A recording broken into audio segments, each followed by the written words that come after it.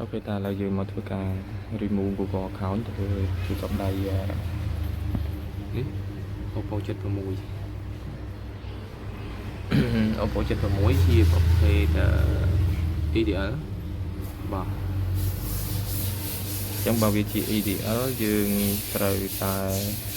បិទវា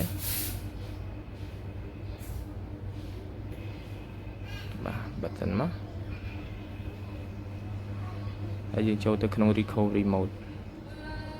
បាទដល់ធ្វើការច្បាច់ភ្លាមដកហើយនៅ power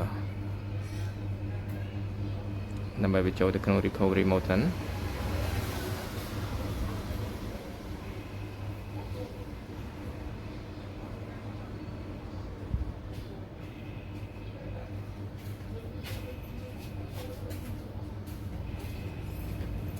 បាទនេះ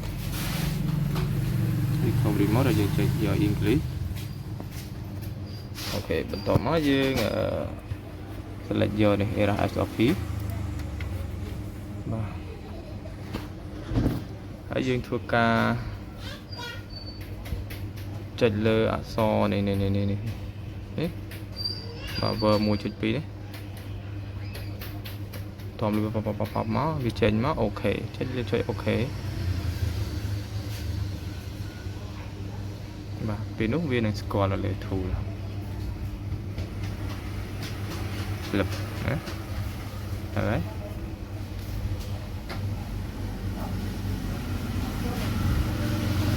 បាទរងចាំការធ្វើការរបស់វា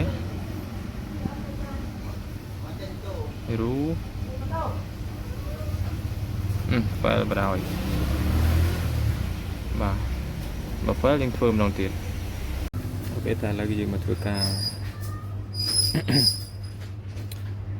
bypass SOP ដាក់ Google account ទៅលើទូរស័ព្ទដៃ A76 ហ្នឹងគឺយើងដាក់តាម tool វាទៅទេដាក់ទៅ error ក្រហមដាក់ទៅ error ក្រហមណានេះតាឥឡូវយើងចូលមកក្នុង emergency ចំណុចស្ដាយត្រង់ជ្រូក 8 កាយ 9 ត្រង់ជ្រូកបន្ទាប់មកយើងចូលទៅកន្លែង menu test ហើយយើងអស់មករកកន្លែងកាមេរ៉ាហ្នឹងហើយយើងយកកាមេរ៉ា test តោះមកយើងថតរូបមកប៉ុសខ្វាច់មក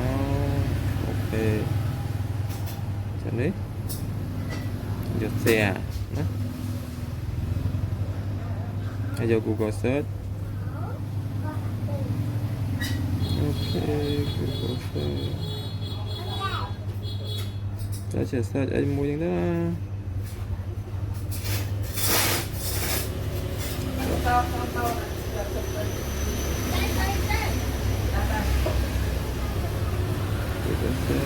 ទៅនេះនេះ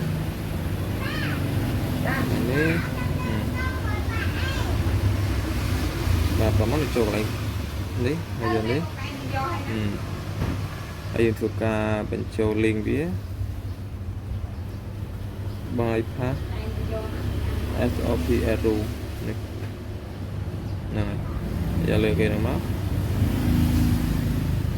ហើយយើងចូលទៅក្នុង setting អូខេ setting ហើយយើងអស់មកខាងក្រោមយក additional នេះ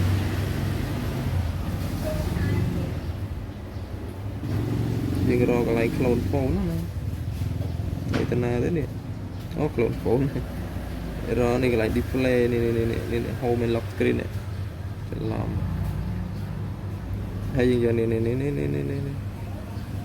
យ៉ា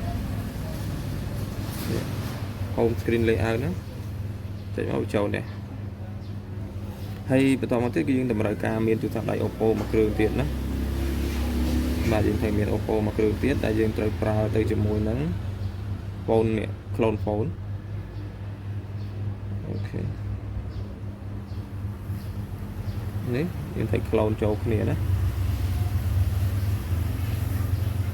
បាទ clone ចូលគ្នាមកហើយនេះយើងយកនេះនេះ new device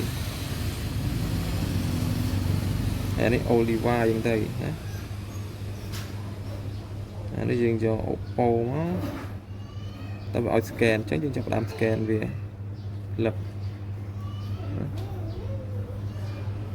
tại vì chọc làm score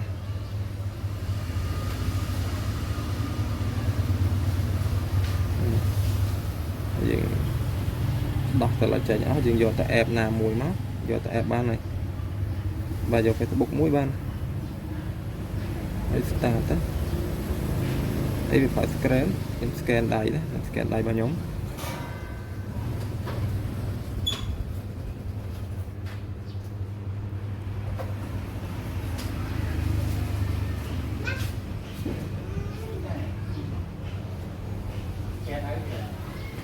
nơi đã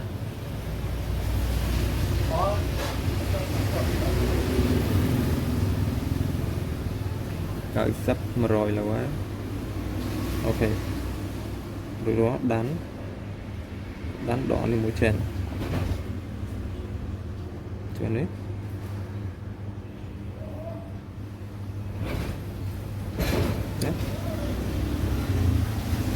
chẳng máu chẳng tới ác theo từ này nhé get start lập lại